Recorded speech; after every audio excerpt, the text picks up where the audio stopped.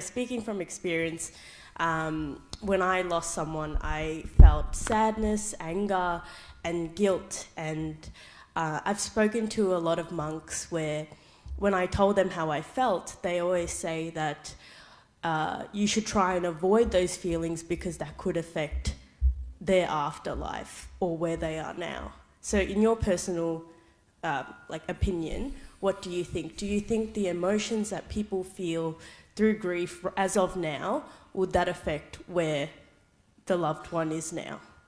No, it doesn't affect them. It doesn't affect them at all.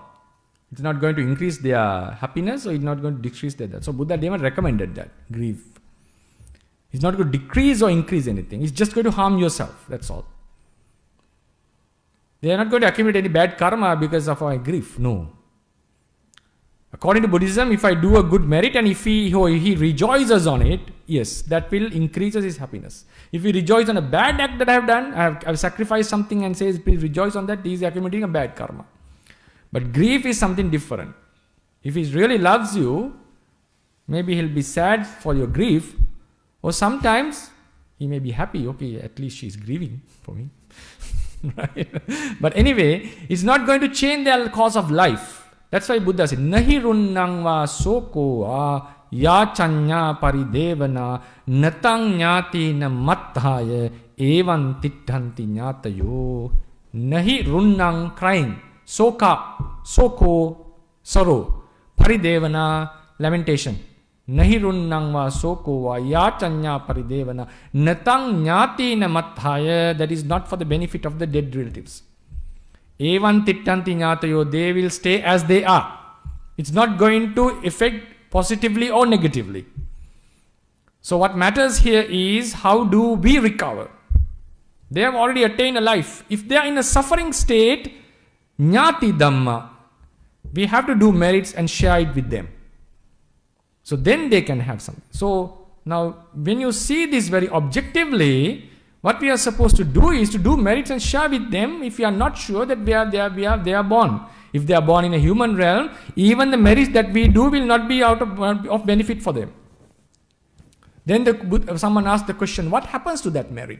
If they are in a different realm in which they cannot rejoice our merit, someone else will rejoice on it. Then he asked the question, if there is no one else who is going to rejoice on your merits, then Buddha said, it's impossible, Brahmin. While you are traveling in samsara, always there is some being who is waiting to enjoy on your merits. Even relatives from the past lives, friends from the past life, even friends can rejoice on your merits.